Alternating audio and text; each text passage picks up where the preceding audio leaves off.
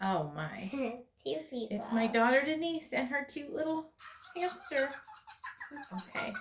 All right, Denise, we just got her in the bath. She had an Orbeez explosion. So I will see you downstairs, okay? Bye. Okay, bye. Okay.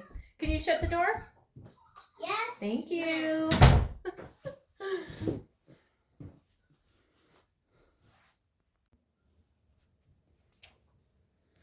Okay. So this video is going to be recapping the sales that I made in my eBay. Let me just start over. This video is going to be recapping what I made in January in my eBay shop, and I thought it would be a good idea to kind of explain to you why I'm doing eBay and how it's kind of become a big part of my life recently.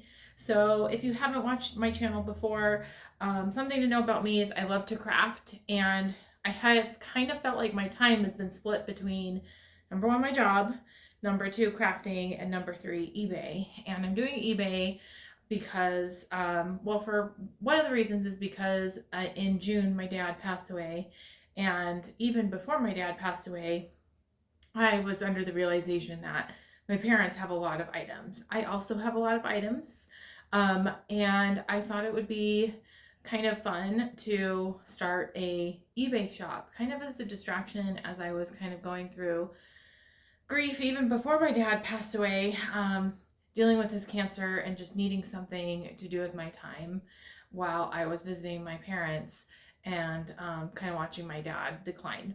So eBay has been really exciting for me. I sell a variety of items, anything from books to knives to just random things, a lot of shoes.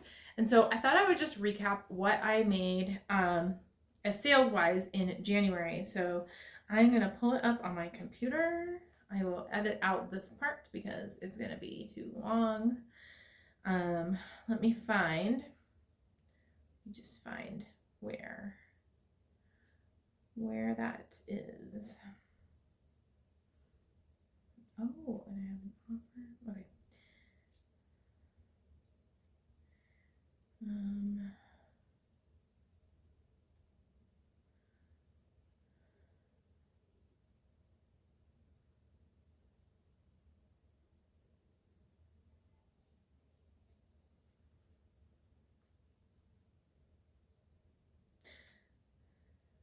So I probably will insert a photo of the item somewhere on the screen so you can see what sold. And so the first thing that I sold was some Skechers.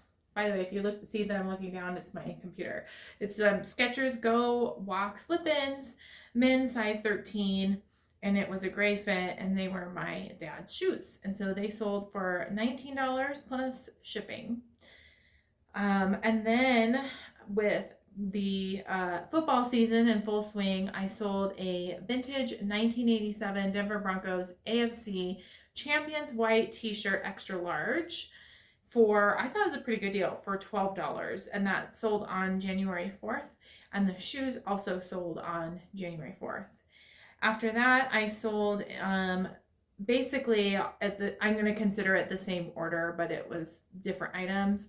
2 Beatrice Potter vintage books from the 1930s, and so I shipped them together. One was called Parsley's Nursery Rhymes, and the other one was The Tailor of Gloucester.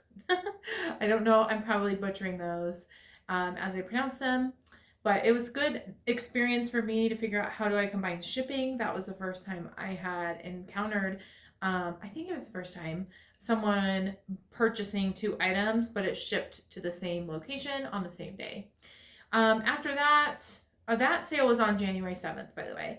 After that, I sold a vintage 1990 Disney Little Mermaid Ariel thermos lunchbox box accessory.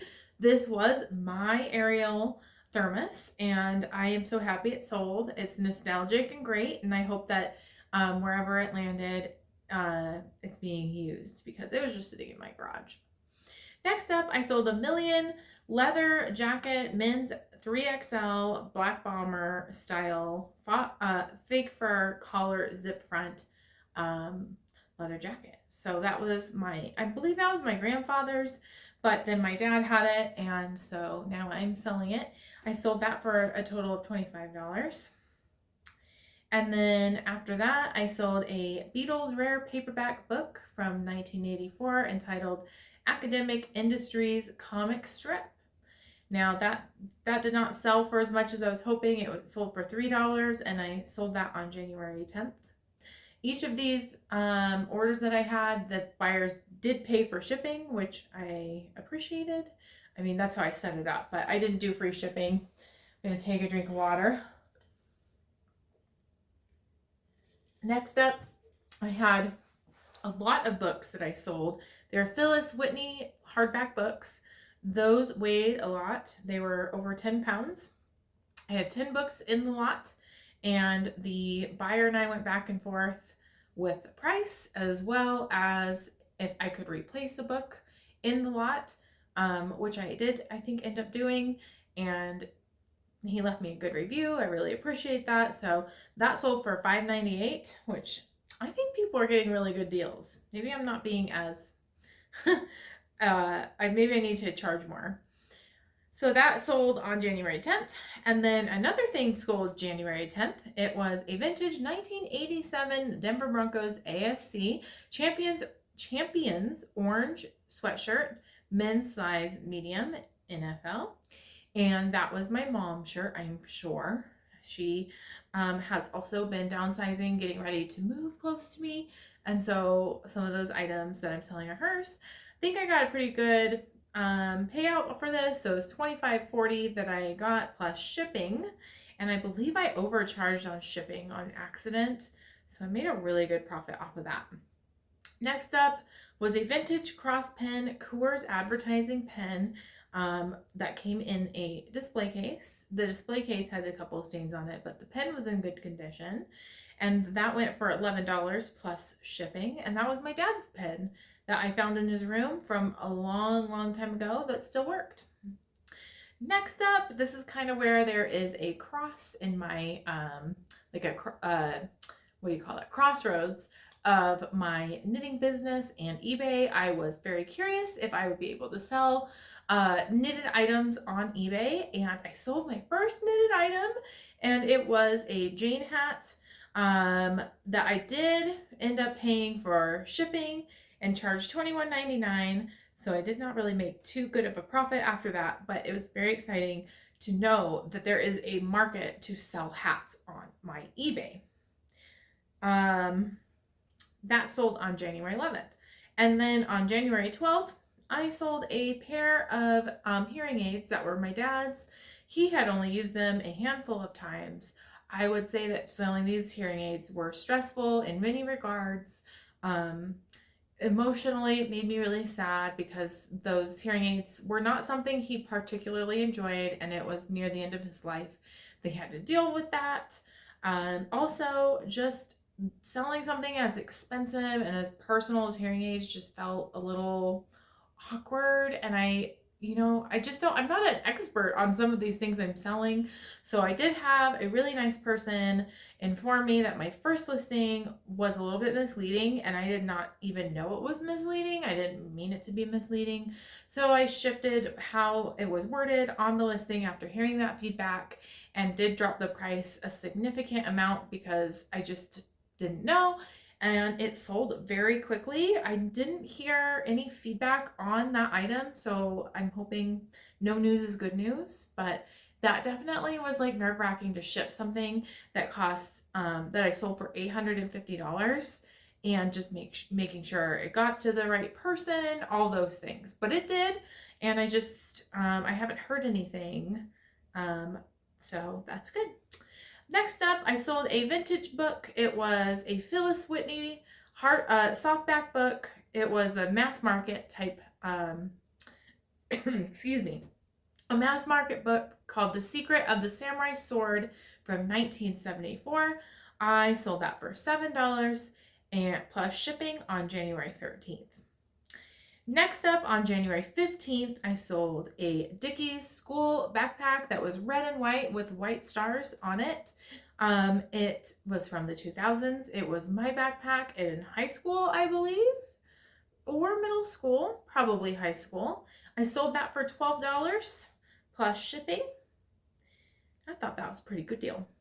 After that, I sold on January 15th a Swiffer Carpet Flick Carpet Sweeper Starter Kit with 4 cartridges from 2005. It was new in the box. It was something I found in my mom's closet. I sold that for $17.50, and the buyer paid for shipping as well on that. Next up on January 15th, it seemed like I got like multiple sales in the same day, and they fell a lot on the weekends.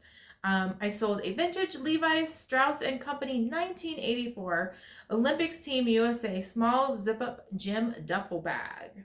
And that was such a fun item for me to find. I found that in my parents' home.